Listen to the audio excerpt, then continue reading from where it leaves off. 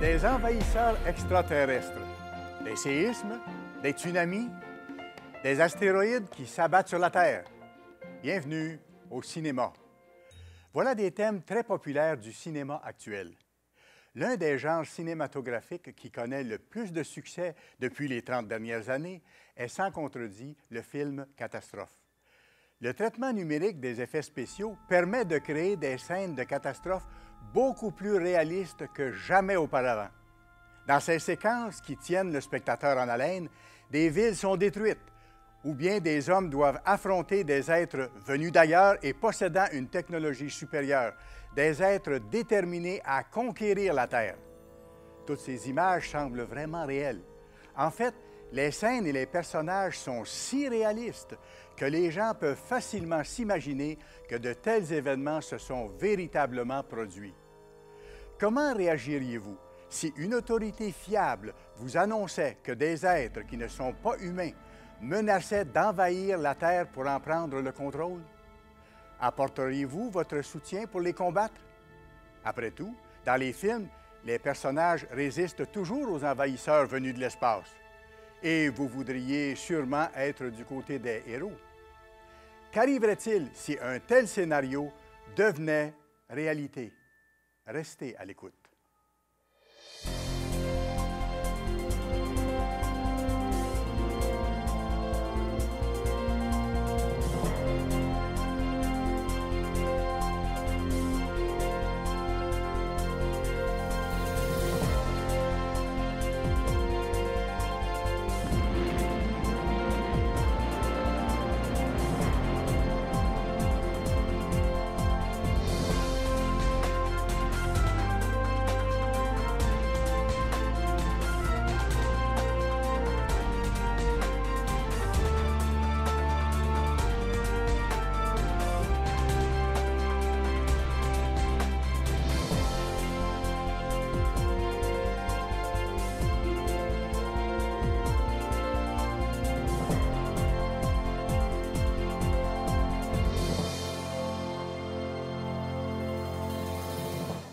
Salut à vous!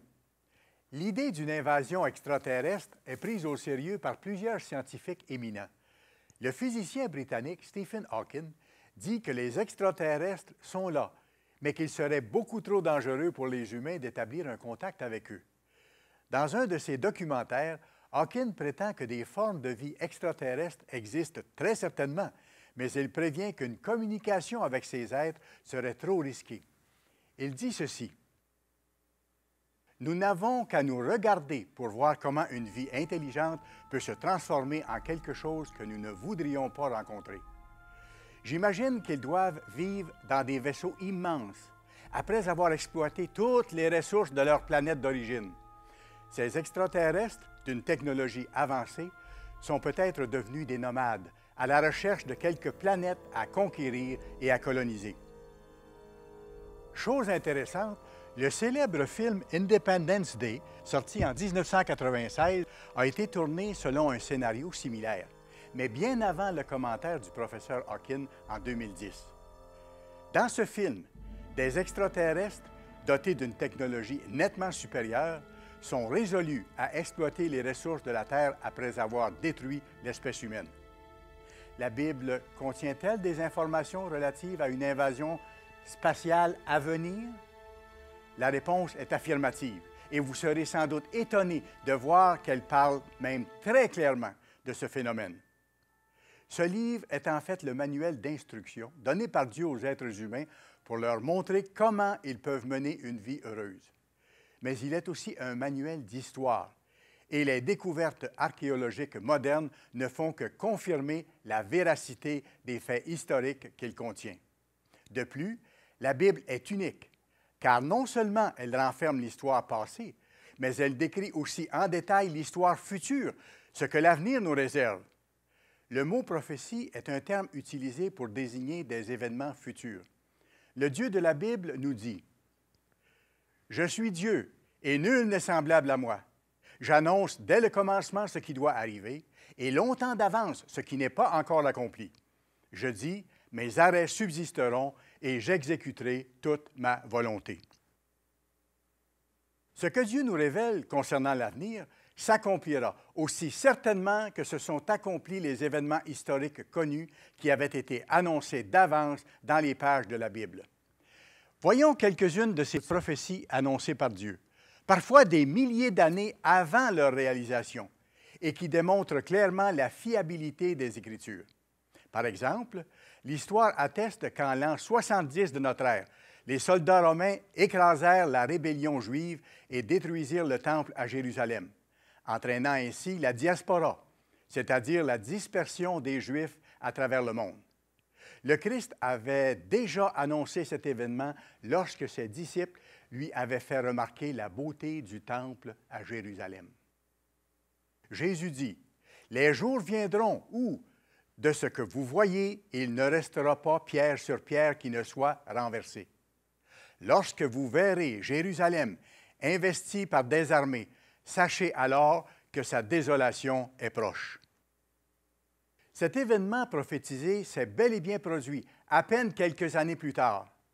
Mais il y a plus encore à ce sujet, car longtemps avant, Dieu avait prophétisé par la bouche de son prophète Zacharie que le peuple juif retournerait à Jérusalem après avoir été plusieurs siècles dans la dispersion. Et cette prophétie fait partie d'une série d'événements qui surviendront juste avant le retour prochain de Jésus-Christ sur la terre. Voici, je ferai de Jérusalem une coupe d'étourdissement pour tous les peuples d'alentour, et aussi pour Juda, les Juifs, dans le siège de Jérusalem. En ce jour-là, je ferai de Jérusalem une pierre pesante pour tous les peuples. Tous ceux qui la soulèveront seront meurtris, et toutes les nations de la terre s'assembleront contre elle. Effectivement, après environ 2000 ans d'exil, les descendants du royaume de Juda ont réintégré leur territoire en tant que nation en 1948. Hantés par la volonté de détruire Israël, les nations arabes avoisinantes l'attaquèrent aussitôt, mais elles furent consumées et repoussées. Puis, en 1967, les Israéliens reprirent Jérusalem lors de la guerre des 6 jours. Cela avait aussi été annoncé longtemps d'avance dans la Bible. En ce jour-là, je ferai des chefs de Juda comme un foyer ardent parmi du bois, comme une torche enflammée parmi des gerbes. Ils dévoreront à droite et à gauche tous les peuples d'alentour, et Jérusalem restera à sa place, à Jérusalem. Depuis ce jour, Jérusalem est une pierre pesante et un problème politique inextricable pour toutes les nations. Ces événements font partie de l'histoire moderne, mais le prophète Zacharie les avait annoncés quelques milliers d'années auparavant comme étant de l'histoire future. Existe-t-il d'autres événements de l'histoire future qui s'accompliront dans un avenir rapproché? Oui. Depuis longtemps, le monde de demain a identifié certains développements clés qui se produiront bientôt. Vous les verrez s'accomplir. En voici quelques-uns qui feront sous peu la une de l'actualité. Premièrement, nous assisterons à la formation des États-Unis d'Europe, qui seront composés d'un groupe de 10 nations, sous la direction de l'Allemagne, qui se démarque d'ailleurs de plus en plus en tant que leader de l'Europe.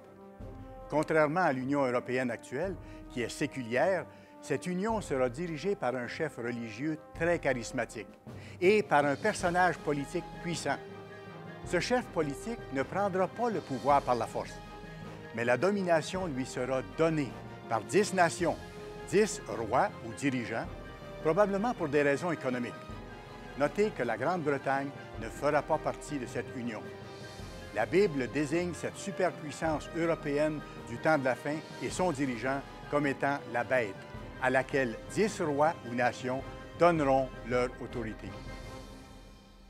Les 10 cornes que tu as vues sont 10 rois qui n'ont pas encore reçu de royaume, mais qui reçoivent autorité comme rois pendant 1 heure avec la bête. Ils ont un même dessein, et ils donnent leur puissance et leur autorité à la bête.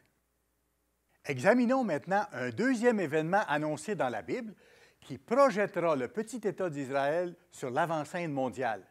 Après un accord conclu entre ce grand chef européen et l'État d'Israël, les sacrifices religieux d'animaux vont reprendre à Jérusalem. C'est précisément ce qu'a annoncé le prophète Daniel. Ensuite, le puissant chef de l'Empire romain ressuscité en Europe va faire cesser ses sacrifices d'animaux. Le roi fera ce qu'il voudra, il s'élèvera, il se glorifiera au-dessus de tous les dieux, et il dira des choses incroyables contre le Dieu des dieux. Il prospérera jusqu'à ce que la colère soit consommée, car ce qui est arrêté s'accomplira. Des troupes se présenteront sur son ordre. Elles profaneront le sanctuaire, la forteresse. Elles feront cesser le sacrifice perpétuel et dresseront l'abomination du dévastateur. Nous venons de voir quelques événements spectaculaires qui vont se produire bientôt et qui ont été prédits depuis longtemps par un Dieu qui annonce dès le commencement ce qui doit arriver et longtemps d'avance ce qui n'est pas encore accompli. Pour en apprendre davantage sur le sujet présenté aujourd'hui, visitez notre site Internet, le www.mondedemain.org. Vous pourrez y lire ou commander la brochure « 14 signes annonçant le retour du Christ ». Cette publication gratuite vous permettra de connaître les événements qui doivent survenir avant le retour glorieux du Christ sur cette terre. Pour lire, télécharger ou commander un exemplaire gratuit de l'offre d'aujourd'hui, utilisez le code réponse rapide apparaissant à l'écran. Vous pourrez également y lire ou télécharger notre revue « Le Monde de demain ». Voyons maintenant un troisième événement prophétisé que nous verrons s'accomplir après que les États-Unis d'Europe auront été définitivement formés. Un leader islamique fort entrera en scène. La Bible en parle comme étant le roi du Sud. Il menacera la puissance européenne, c'est-à-dire la bête, appelée aussi le roi du Nord. Cette menace du monde islamique déclenchera une riposte foudroyante et l'invasion du Moyen-Orient par la puissante armée européenne qui écrasera les forces islamiques. Au temps de la fin, le roi du Midi se heurtera contre lui, et le roi du Septentrion fondra sur lui comme une tempête, avec des chars et des cavaliers, et avec de nombreux navires. Il s'avancera dans les terres, se répandra comme un torrent, et débordera. Mentionnons enfin que 30 jours après l'arrêt des sacrifices et l'installation de l'abomination de la désolation à Jérusalem, ce sera le début d'une période connue dans la prophétie biblique comme étant la grande détresse. Cette période sans pareille dans l'histoire humaine durera 3 ans et demi. La détresse sera si grande qu'il n'y en a point eu de pareille depuis le commencement du monde jusqu'à présent, et qu'il n'y en aura jamais. Et si ces jours n'étaient abrégés, personne ne serait sauvé, n'aurait la vie sauve. Mais à cause des élus, ces jours seront abrégés. Au-delà des développements politiques et militaires, d'autres éléments de notre histoire future seront si dramatiques qu'ils seront presque la copie conforme des films catastrophes produits par Hollywood. De grands séismes sont annoncés dans les Écritures. Dans le film 2012, les gens tentent d'échapper à une catastrophe mondiale provoquée par des événements astronomiques qui modifient la croûte terrestre et provoquent de gigantesques tremblements de terre. Tandis que les personnages principaux du film échappent de justesse à la mort, la ville californienne de Los Angeles glisse et disparaît au fond de l'océan. D'autres films ont imaginé la destruction de Los Angeles, dont Tremblement de terre, qui a connu un grand succès au box-office il y a plusieurs années. Ce film montre aussi d'autres villes du monde détruites par des tsunamis gigantesques. Or, de tels événements vont réellement se produire. Ceux qui étudient les prophéties bibliques savent que les Écritures décrivent de grands séismes qui auront lieu juste avant le retour du Christ. L'apôtre Jean en fut témoin dans une vision exceptionnelle. « Je regardai quand il ouvrit le 6e sceau, et il y eut un grand tremblement de terre. Le ciel se retira comme un livre qu'on roule, et toutes les montagnes et les îles furent remuées de leur place. » D'autres passages prophétiques des Écritures mentionnent également de grands tremblements de terre se produisant avant la fin de l'époque présente. Le Christ en a d'ailleurs parlé comme étant l'un des signes annonçant que son retour sur terre sera proche. Une nation s'élèvera contre une nation, et un royaume contre un royaume. et il y aura en divers lieux des famines et des tremblements de terre. En citant le prophète Agé, l'apôtre Paul a ainsi parlé de ces événements du temps de la fin. Gardez-vous de refuser d'entendre celui qui parle, car si ceux qui refusèrent d'entendre celui qui publiait des oracles sur la terre n'ont pas échappé, combien moins échapperons-nous si nous nous détournons de celui qui parle du haut des cieux, lui dont la voix ébranla alors la terre et qui maintenant a fait cette promesse, « Une fois encore, j'ébranlerai non seulement la terre, mais aussi le ciel. » Les tsunamis que nous voyons dans les films deviendront réalité. Ces dernières années, de nombreux films populaires comme Poséidon, Tidal Wave et 2012 décrivent de terribles destructions provoquées par des vagues gigantesques. Selon ce que dit la Bible, c'est précisément ce qui arrivera. Il y aura des signes dans le soleil, dans la lune et dans les étoiles.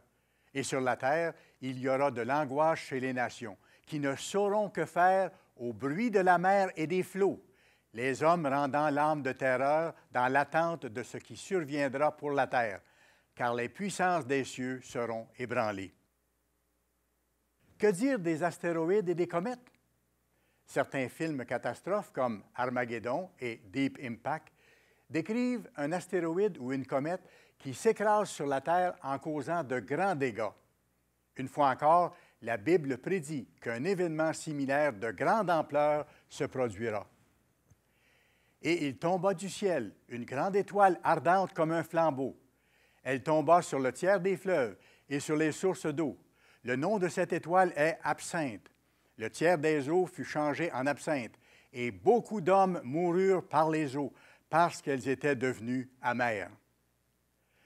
Lorsque cela arrivera, les gens penseront-ils qu'il s'agit d'une catastrophe naturelle ou reconnaîtront-ils les avertissements bibliques que sont les prophéties? C'est parce que Dieu nous aime qu'il nous avertit d'avance de ces choses. Dans quel but? Pour que nous changions, pour que nous cessions de transgresser ses lois et de pratiquer la méchanceté sous toutes ses formes. Ce que je désire, ce n'est pas que le méchant meure, c'est qu'il change de conduite et qu'il vive. Revenez, revenez de votre mauvaise voie. Que dire aussi des épidémies? Des dizaines de films ont été tournés ces dernières années sur le thème des maladies et des épidémies. Des films comme Ebola Syndrome et Alerte reprennent les avertissements des Écritures au sujet des pandémies qui dévasteront les populations de la Terre à la fin de cet âge. Le premier alla, et il versa sa coupe sur la terre, et un ulcère malin et douloureux frappa les hommes qui avaient la marque de la bête et qui adoraient son image. Ils blasphémèrent le Dieu du ciel à cause de leurs douleurs et de leurs ulcères, et ils ne se repentirent pas de leurs œuvres. Les Écritures déclarent qu'au lieu d'accepter les avertissements et le châtiment divin, la plupart des gens blâmeront Dieu d'être responsable de leur maladie et ils endurciront leur cœur au lieu de se détourner de leurs péchés. Selon les prophéties, cet endurcissement aboutira à une ultime rébellion universelle contre Dieu et à une grande bataille entre le bien et le mal. Cela se déroulera au moment où, tel que promis, le Christ descendra du ciel pour revenir sur la terre. Il sera alors perçu comme un envahisseur venu de l'espace. Pour en apprendre davantage sur le sujet présenté aujourd'hui, visitez notre site Internet, le www.mondedemain.org. Vous pourrez y lire ou commander la brochure « 14 signes annonçant le retour du Christ ». Cette publication gratuite vous permettra de connaître les événements qui doivent survenir avant le retour glorieux du Christ sur cette terre. Pour lire, télécharger ou commander un exemplaire gratuit de l'offre d'aujourd'hui, utilisez le code réponse rapide apparaissant à l'écran. Vous pourrez également y lire ou télécharger notre revue « Le monde de demain ». L'un des genres les plus populaires des films d'Hollywood est l'invasion d'extraterrestres venus des confins de l'espace. Ces derniers peuvent être attendrissants, comme dans le film E.T., l'extraterrestre, et bienveillants, comme dans Rencontre du troisième type. Au contraire, il peut parfois s'agir de créatures terrifiantes et déterminées à détruire l'humanité, comme dans la guerre des mondes. Les prophéties bibliques des temps de la fin décrivent un événement extraordinaire au cours duquel un souverain très puissant et glorieux descendra du ciel pour venir établir son royaume sur la terre. Alors le signe du Fils de l'homme paraîtra dans le ciel. Toutes les tribus de la terre se lamenteront, et elles verront le Fils de l'homme venant sur les nuées du ciel avec puissance et une grande gloire. Notez que cette prophétie remarquable, donnée par Jésus lui-même, déclare que toutes les tribus de la terre se lamenteront en voyant le signe de l'avènement du Christ. Ces gens considéreront-ils ces faits comme l'accomplissement des prophéties divines ou comme des événements déjà vus au cinéma? Prendront-ils le Christ pour un sauveur ou pour un envahisseur? Selon la Bible, ils prendront le Christ pour un envahisseur. L'apôtre Paul a averti les chrétiens qu'une époque de grande séduction religieuse s'installera dans le monde.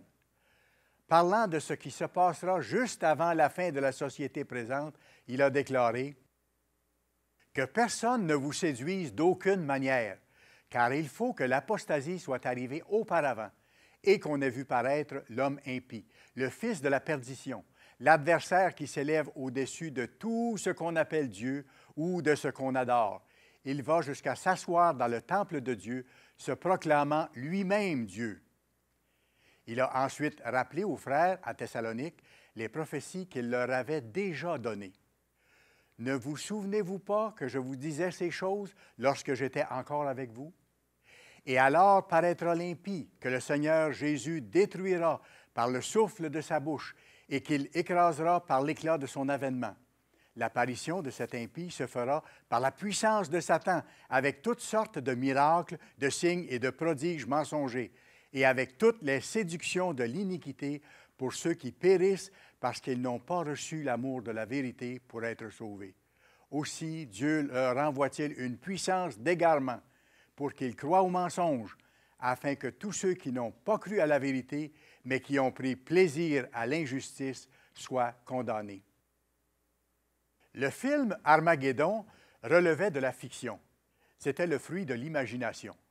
Chose intéressante, les Écritures annoncent un événement mondial majeur portant le même nom, dans lequel les armées du monde seront impliquées. La Bible affirme que Juda, l'État moderne d'Israël, rétablira les sacrifices d'animaux, mais que ceux-ci seront arrêtés par le roi du Nord, le chef de l'Empire romain ressuscité, qui occupera Jérusalem lors d'une invasion du Moyen-Orient. L'arrêt des sacrifices sera suivi d'une série d'événements catastrophiques. Le point culminant de cette période, qui durera 3 ans et demi, sera ce que plusieurs qualifieront d'invasion par un être hostile et par son armée. Or, cette invasion sera en réalité l'avènement tant attendu du Messie, le retour de Jésus-Christ, le roi des rois. Ils les rassemblèrent dans le lieu appelé en hébreu Armageddon. Le mot Armageddon tire son origine d'un lieu situé à environ 80 km au nord de Jérusalem, appelé Har Megiddo, ou montagne de Megiddo. Il est situé à l'extrémité de la plaine de Jizréel et offre un espace suffisant pour rassembler une immense armée. Il se trouve sur la route nord qui permet d'envahir Israël. Et dans les temps anciens, il fut le théâtre de plusieurs combats. Remarquez que les armées convergeront vers Armageddon seulement pour se rassembler. La bataille qui s'ensuivra est appelée le combat du grand jour du Dieu Tout-Puissant. Elle se déroulera dans un autre lieu de cette région, près de Jérusalem, dans la vallée de Josaphat, appelée de nos jours la vallée du Cédron. Je rassemblerai toutes les nations, et je les ferai descendre dans la vallée de Josaphat.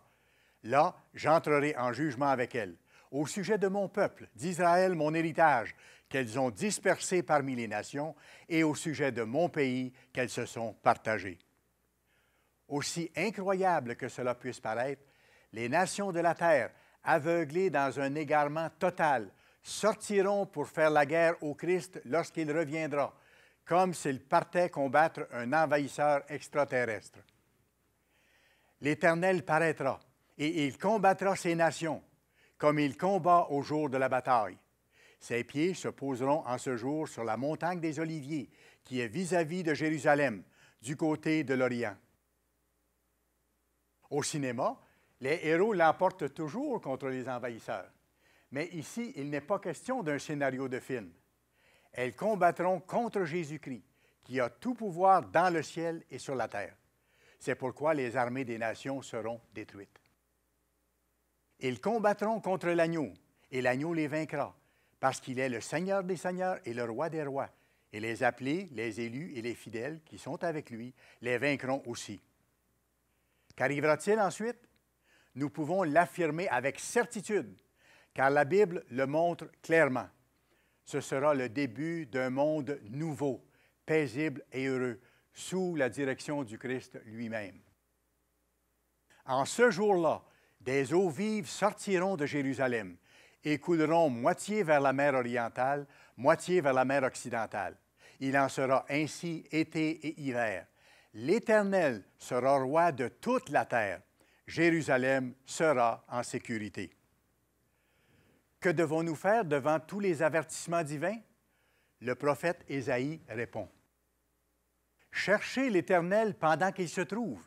Invoquez-le tandis qu'il est prêt. Que le méchant abandonne sa voie et l'homme d'iniquité ses pensées. Qu'il retourne à l'Éternel qui aura pitié de lui, à notre Dieu qui ne se lasse pas de pardonner. Ne nous croyez pas sur parole. Vérifiez vous-même ces choses dans votre Bible. Joignez-vous à nous, chaque semaine, à l'émission Le Monde de demain. Nous continuerons de partager avec vous les enseignements de Jésus-Christ et la signification des prophéties des temps de la fin. Nous vous invitons à être des nôtres pour découvrir la perspective divine concernant les événements qui marquent l'actualité, les vérités bibliques et la vie chrétienne. Sur ce, je vous dis à la semaine prochaine, même heure, même station. Pour en apprendre davantage sur le sujet présenté aujourd'hui, visitez notre site Internet, le www.mondedemain.org. Vous pourrez y lire ou commander la brochure « 14 signes annonçant le retour du Christ ». Cette publication gratuite vous permettra de connaître les événements qui doivent survenir avant le retour glorieux du Christ sur cette terre. Notre site Internet www.mondedemain.org vous offre également des articles révélant les principes divins qui mènent à une vie abondante et heureuse, en plus de fournir une perspective unique sur les événements mondiaux, actuels et futurs. Pour lire, télécharger ou commander un exemplaire gratuit de l'offre d'aujourd'hui, utilisez le code réponse rapide apparaissant à l'écran. Vous pourrez également y lire ou télécharger notre revue « Le Monde de demain ».